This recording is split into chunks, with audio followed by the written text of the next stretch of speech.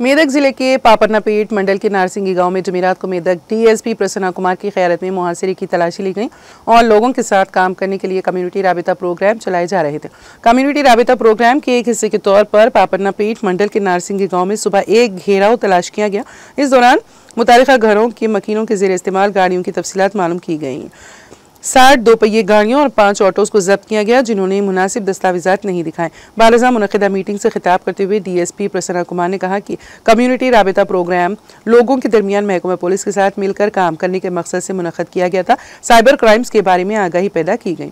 मंशियात और चर्च को खुफिया तौर पर ज़ख़ीरा करने वालों के खिलाफ कानूनी कार्रवाई की जाएगी, जिसकी वजह से मुआयना किया गया। फोक्सो केसेस के सेक्शंस की भी वजाहत की गई।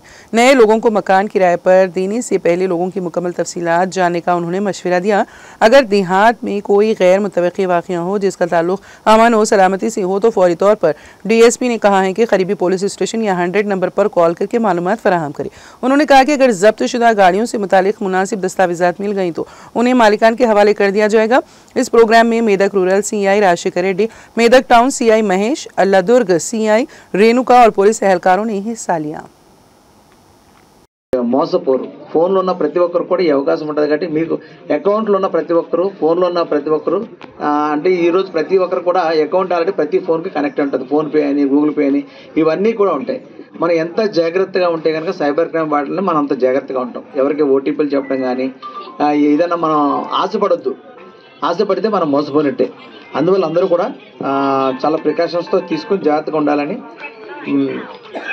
మీ అందరికి చెప్తున్నాం. ఈ సైబర్ అవేర్నెస్ మాత్రం ప్రతి ఒక్కరికి ఉండాలి. మీరు మీ పిల్లలకు చెప్పాలి, అన్ని విధాలు కూడా చెప్పాల్సిన అవసరం ఉంటుంది. అందువల్ల ప్రతి ఒక్కరు కూడా జాగ్రత్తగా ఉంటే మనం మోసపోయే అవకాశం లేదు. సాధారణంగా ఈ సైబర్ అఫెన్సెస్లో ఎక్కువ చదువుకున్న వాళ్ళు ఎక్కువ మోసపోతున్నారు. ఎందుకంటే చదువు రాని వాళ్ళు ఏం చేస్తారంటే దాని జోలికి పోరు, లింక్లు ఎవరు ఓపెన్ చేయరు. అది ఒకటి.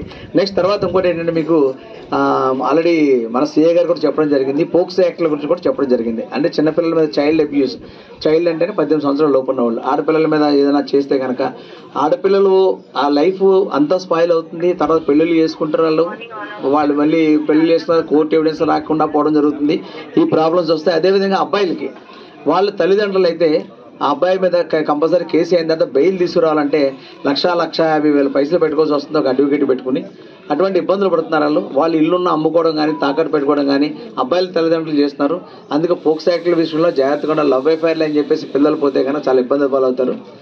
తర్వాత మరొక విషయం ఏంటంటే ఈ డ్రగ్స్ సంబంధించి విలేజ్లో యూత్ ఎక్కువగా డ్రగ్స్కి అలవాటు పడుతున్నారు. ఫస్ట్ నెమ్మదిగా సిగరెట్లకు అలవాటు